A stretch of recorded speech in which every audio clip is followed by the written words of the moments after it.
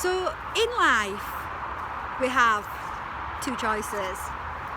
There are two paths that we can take at every point. We can take the path that is familiar.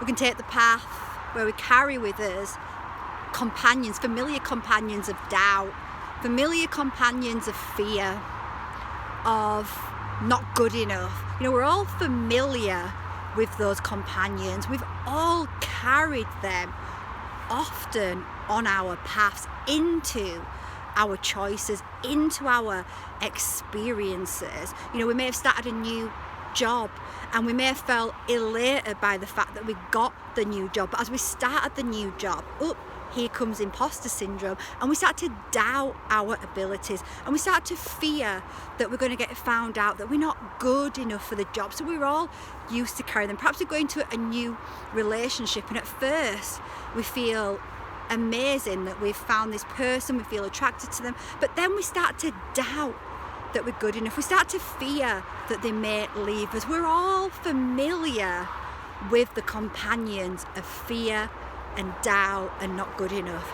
But there's another path, and there's always been another path, and it's not always been easy for us all to see or connect to that path because of the huge amounts of social condition, of indoctrination, of purposely indoctrinating us to forget who we are, to not realise we are multidimensional beings, to not realise we are magnificent, we are good enough just by our very nature, not realising our true energetic nature. So there's always been another path, and that other path, the other path, is where we can travel with new companions. We can travel with the companion of faith, having faith that we are divine beings, having faith that Mother God, Source Consciousness, loves us equally as every single soul in this universe, having faith that the universe wants the best for us,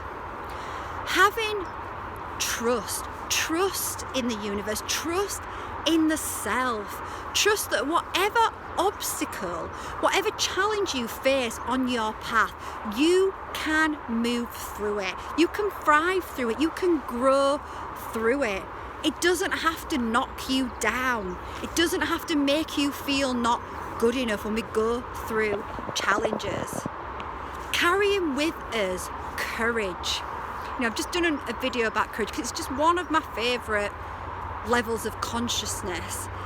And when we decide to travel the path of faith, when we decide to travel the path of courage, of trust, everything in life wakes up, becomes alive. And it doesn't mean that you won't face challenges. We always face challenges, but it means that you will move through those challenges in a much more empowering way.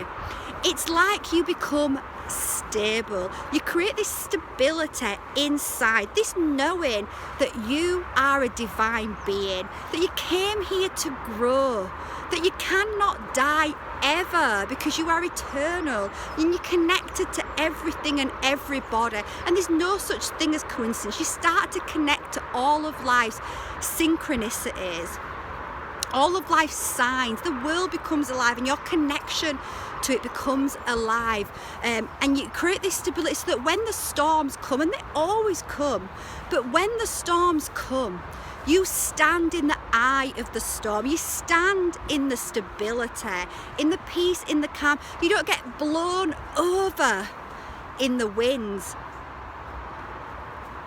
And 2020 was a great example of that. When the storms came, because the storms came for us all in 2020, and many of us got blown over, got ragged around, and I include myself in that. Now, I wasn't in the fear, in the mainstream fear, but I had fears of us being locked up, our freedoms being taken. Mine was definitely on the other end of the scale, but I got blown around in that, and I had to go really deep and go even deeper into faith, even deeper into trust, even deeper into courage, and I had to strap them on. And I started walking that path in a new way. and I started to find my calm again, and I started to find my stability, because that's what happens when we tread our path, when we walk our path and we choose those companions, when we decide to put down the old tried ways of carrying fear, doubt, not enough that we've all carried for too long. When you put that down and to make a conscious choice, then that faith, that trust, it creates a new relationship with the universe. You start to see that faith being reflected back to you. You start to see that trust being reflected back to you. You start to see that courage being reflected back to you. So ask yourself this: whatever you're going through now, whatever challenges you're facing at work, in relationships, what companions are you traveling with? And is it time to shift onto a new timeline? Because at the end of the day, all paths lead home. All paths lead us back to ourselves. So it's not wrong to be on the path of fear and doubt. It has lessons for us. I was on that path in 2020. I wasn't on it before it, but it threw me well and truly into it. And I learned a lot, and I came back to faith, trust and courage in a much deeper way than I was in it before, because it takes a lot more faith, courage and trust to stand in your calm and peace when things around you are chaos and crumbling. So it's not a wrong path to be on fear and doubt, but if we stay on that path, then we really are doing ourselves an injustice, and we're missing out on so much, and we're making our journey much more difficult when we skip over to the path of trust, courage and faith. The journey becomes so much more enjoyable, and we start to create a deeper relationship with the universe and with everybody in the universe. So remember, we've always got a conscious choice.